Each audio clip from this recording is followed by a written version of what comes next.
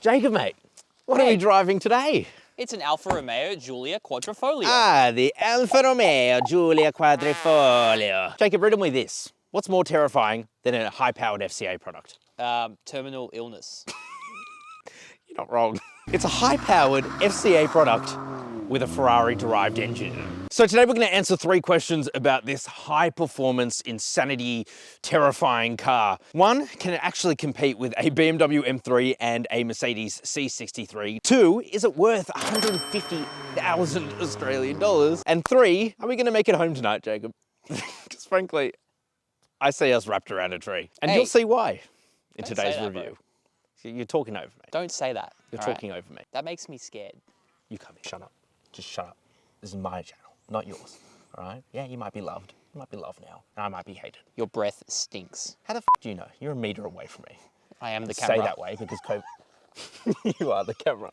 So join us in today's review. Let's get into it. Now, as always, I want to start by taking a look at the front of the Alfa Romeo Giulia Quadrifoglio. And my God, is this thing stunning. Look at it. It's beautiful, especially in this spicy meatball red. I mean, that's gorgeous, Jacob, isn't it? Is that the factory, what they name it? Yeah. So what's to love about the design? Well, absolutely everything. I love how it's got these open slats on here so you can let air go into the fire-breathing 2.9 litre twin-turbo Ferrari-derived engine, which is pretty awesome. The grille here is sick because it's not too big and it looks very Alfa Romeo. Down here you've got some functional aero and a carbon fiber splitter. And by the way, that's carbon fiber, so is the roof. There's just carbon fiber galore. It's a special Italian touch. Jacob, do this. You can't see it, but I'm doing it. You're doing it. I believe you. Oh, and look here. I love how they've offset the number plate to the side. It's actually like a good design choice. And it means that I would actually be okay having my number plate on here. Not that I can't not be okay with it. It's kind of the law. Coming to the rest of the side, take a look at these wheels. Ooh, they are sexy wheels. These are 19-inch wheels. And if you know anything about Alfa design, you'll recognize these wheels immediately. They are pretty iconic. Got these massive Alfa Romeo brakes as well. And they're wrapped in Pirelli P0s, which, as you'll see, are not the greatest for traction. But to be fair, this is a press car that's done like 9,000 kilometers. So if any car's been burnt out and roached out, it's this one. Here you've got the Quadrifoglio badge. Don't know what it means, but I'm guessing it means 4 leaves. Quad, 4, folio, sounds like foliage. It's just my English decipherness. Because you need good luck to drive this car. Yeah, you need good luck to drive this car, exactly. You got keyless entry and go. Ooh, and it makes a horrible noise when you do it. Look. Why is it so loud? Come on. I'm not like reversing. Privacy glass right there as well, so no one can see your little angelic children. That's been blessed by the Pope, probably, if you're driving one of these bad boys. And then take a look at the juicy derriere of the Giulia Quadrifoglio. This thing could rival Kimi K in its juiciness. Have a look at that. We got a nice carbon fiber spoiler up there. We got some pretty cool tail lights there. The Alfa Romeo badge, which, what did we say it was? It was a medical snake, and the Pope. I think that's what it means. Could be wrong. Down the bottom, you have one of the most aggressive, most egregiously over-designed but beautiful rear diffusers with quad exhaust, which, guess what, Jacob? What? They are Monza. You got the Monza exhaust for your Ferrari derived Giulia Quadrifoglio. And you want to hear what they sound like? Yes. I do. Let's listen to that.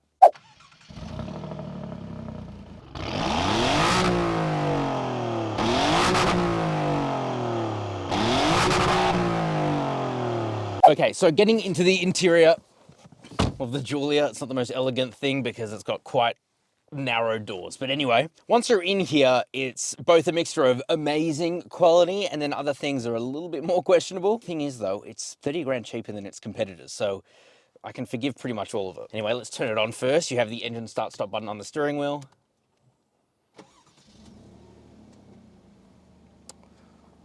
The quality within here is like on another level. It's really, really nice. I'm not gonna say it's any better than BMW, but it's certainly better than the Mercedes, which creaks and squeaks. It's got a few issues, that one. You have carbon fiber pretty much everywhere, and if it looks like carbon fiber, it is. So like that. The steering wheel is a really nice unit, and you get Alcantara here too, although this car has done 9,000 kilometers, all with journalists to be fair, gross. And yeah, look, the Alcantara is pretty much rubbed off completely, so there isn't that much grip there, but it's still a really nice steering wheel, and the buttons feel nice and pressy. And I love this, the little Quadrifoglio badge. And again, more carbon, because it wouldn't be a Giulia without the carbon. So what's not to like about the interior? Well, parts of it do feel kind of cheap. For example, this 8.8-inch infotainment display is okay, but it is pretty laggy, and it's definitely not the best out there. Thankfully, you can just use Android Auto and Apple CarPlay, and your life will be way better, but neither are wireless. In terms of storage space, it's actually pretty good. So we have a couple of cup holders right there, obligatory water bottle, of course.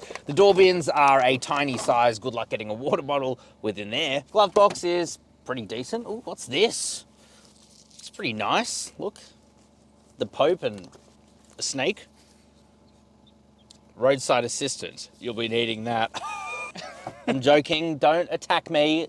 It's a meme. You're gonna get cancelled now. I'm gonna get cancelled now. Look what you've done, Jacob. I really like the feeling of this center armrest. If you open it up, you get plenty of space within there. You also get a USB-A port auxiliary in and a USB-C port. But best of all, you get a wireless charger. And it's actually pretty ergonomic. I like that. And you've got a little storage area up here, which is specifically shaped like a sunglasses case, Jacob. So I guess that's where your sunglasses go. Here's something else I don't really like.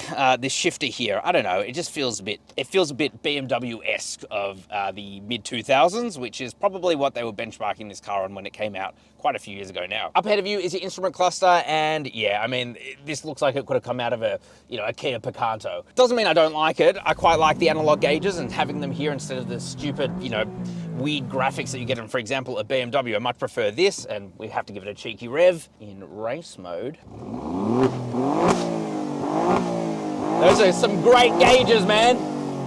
And you do get a little instrument cluster in the middle, and you can see plenty of information. So yeah, look, it's pretty good. It doesn't feel quite, I guess, as posh as what you'll see when you have a digital screen in front of you. Here's something that I can't get over though. These paddle shifters here are just unbelievable. They're so cold to the touch, real metal.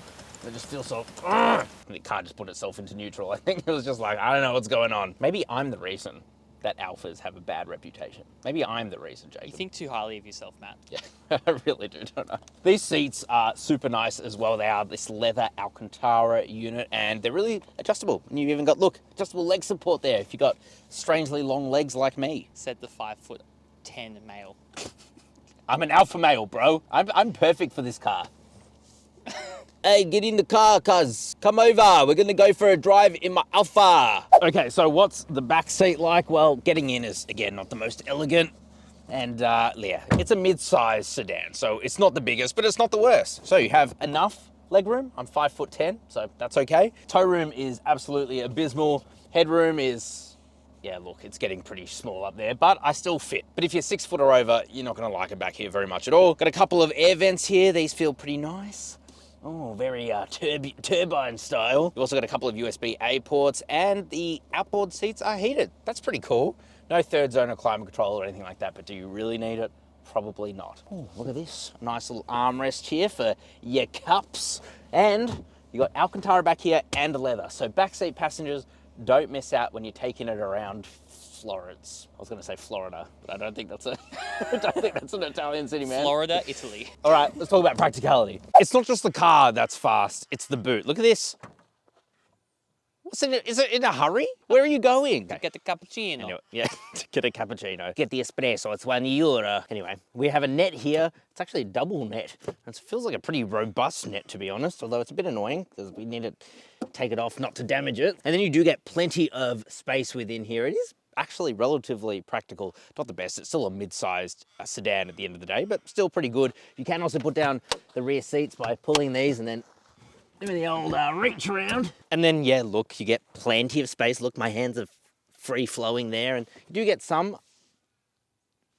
You do get none underfloor storage. You get some sort of tyre inflation kit though, which will do you really well out here in country Victoria. It's pretty good. Let's talk about specs. Jacob, mate, I'm about to make you cream. And let me tell you why. Don't even speak. Hush, young man. Under the bonnet of this insanely terrifying Alfa Romeo Giulia Quadrifoglio is a 2.9 litre twin turbo V6 Ferrari derived, apparently. It's an all aluminium block, 90 degrees, whatever the hell that means. And my God, is this thing fast, as you'll see in just a second. 375 kilowatt of power, 600 Newton meters of torque. So it kind of sits in between the M3 and C63s in terms of power, but this thing just feels like on another level because it's just crazily scary. And what better way to show that than by launching it? Okay, so now we're gonna launch this car and I'm terrified, man. I just don't think we're gonna survive this. At least we're going straight. I don't know if we are. That's the issue. I think we're gonna go sideways. Well, the goal is to go straight. I think I want to try this twice. Once with the car in dynamic mode, which I think is what D stands for, still not sure, and one in race mode. Race mode, I think, will actually be slower because it turns off traction and it's just going to spin the wheels, especially from a start. But we have our specialist timing gear here, uses satellites, tells us exactly how fast we're going. Disclaimer is that we're both sitting in the car and we've got all the camera gear, so you can actually expect it to do a little bit better than what we're about to do. But what do you think it's going to do? I reckon it's going to do 4.18. I think 4.3. Fist me. Let's go. I shouldn't have done that.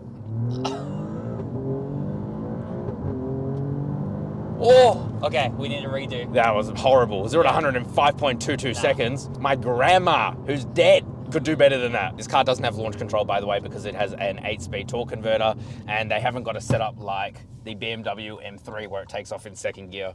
I don't know why. Probably because it's not good for the transmission, let's be totally honest. Should we try again in dynamic mode? Yeah. Or should we do race mode? We'll do one more in dynamic because our tires are wet now. Are you ready? I'm ready. Fist me.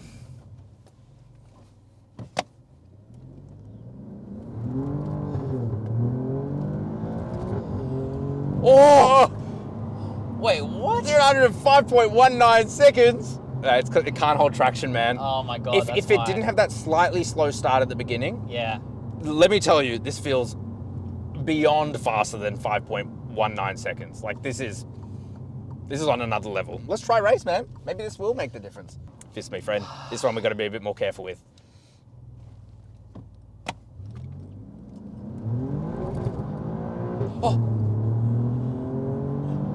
Oh, 5.16 seconds. That was fishtailing hard. I want to try one more thing. What? I want to launch it in second gear like the M2 does. M3. Okay. Will it do that in manual mode? Manual mode, it should. Okay, let's put the car into race mode. Transmission into manual. Fist me. Fist me. Tiny bit of throttle. Let's go. Ooh. Oh! Oh! Yes, we did it! That was better. 0 to 104.4 seconds. Hell yeah. That was a good idea. That was a good idea. That worked well. Hey, BMW, maybe you aren't so dumb.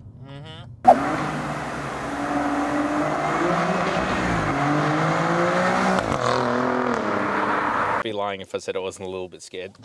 All right, well, let's take it semi-easy. This isn't about semi-easy, this is about the sauce, and you know it. Oh God, I know. Okay, so we're on a gravel road right now in the Alfa Romeo Giulia Quadrifoglio. I think it's actually very comfortable.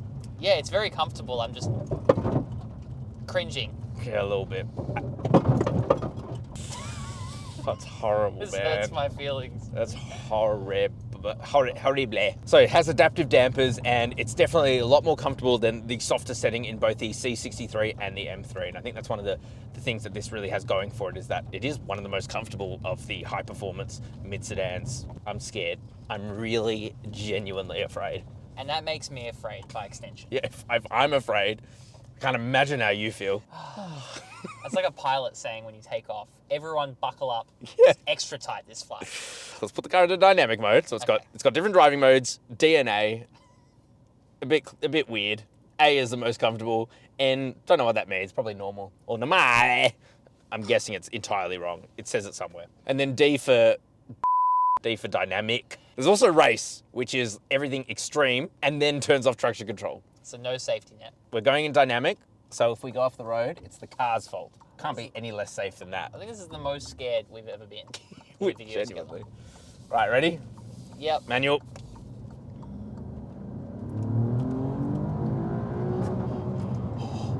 Really was manual, wasn't it? Ah, this thing is so fast. Oh my This thing is insane. Okay, I've gotten confidence now. We're going in race. for a second. I'm scared. Oh! Ah! Okay, back into dynamic. Okay. So, yeah, I don't know if the claims are true, if this thing does have a Ferrari derived engine, but it feels like it does. Oh my god, yes it does. It feels like it does. Jacob is holding on for dear life. White knuckles right now. Oh, but even in dynamic mode, and you can, by the way, press this little suspension button and it puts it into soft dampers, it still feels really good, but we don't want that. We're about to go around a corner, drop a couple of gears through this ZF 8-speed torque converter transmission. Oh! That is amazing. It's the same as what's in the BMW M3. Oh! Bro, it just pulls. It doesn't matter, even if you're at a low RPM, it'll still pull. Oh my god. And the thing I've noticed is that with the sound, first of all, it sounds better in race mode. So let's put it back in there just for demonstration purposes, friend. I'm scared. I love you. Oh! Ah! This thing is violent. Ah! Oh my god, it just wants to go. It feels, honestly, it feels quicker than both the C63 and the M3. I agree. Both of which I've reviewed, by the way. You should definitely watch those reviews. But oh my god, this thing feels insane. Back into dynamic. I just don't trust it. And that's the thing, like, you know, you put your foot down sometimes and this thing will just lose grip. It will go sideways. It's happened to me a couple of times in like residential streets. So that's why I'm so terrified of it. It's just because it's got this disgusting amount of power. It's too much. 600 Newton meters of Oh. torque. I'm too scared to go around these corners hard because I don't know what's going to happen. I know. It is dry today, which is good. If it was raining today, I would have been even more scared. Oh, I wouldn't have driven it. Oh my god, that's Oh. Did you see that? Lost a bit of traction at the end. Yep. That's never happened in any other car across that. Not on that section. We caught up to the other cars. There were no other cars. Let me show you what I mean about traction, by the way. By the way, my palms are sweating. Oh. Oh. Oh my god. Oh. Okay, back. It's just switching back to like race, like, oh, maybe I'll test it a little bit. No, turn it off. It's not safe there. Let's go back. It also changes the way that the rear diff works. So obviously this has a limited slip diff. I don't think it would function without one, which sends power to the wheel with most grip, helps you pull it around a corner. And speaking of corner, we're at Saucy Corner. Let me demonstrate to you what happens when this car is in just dynamic mode. So the diff is not at full fat, like drift mode. You ready, friend? Saucy Corner.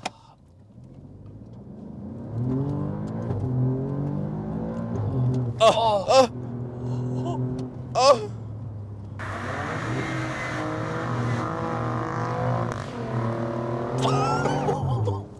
You're just like tiptoeing around. I'm too scared, man. I'm too scared to commit. Oh. Oh my god, this Oh. has power for days. I mean, I can't be critical to this drivetrain. I love it. I absolutely love it. The critical thing is how scared I am of driving it. It doesn't feel as, I guess, tame as an M3. Like an M3, it just gives you confidence. Even the rear-wheel drive. You could drive that traction off and feel 100% confident. This, it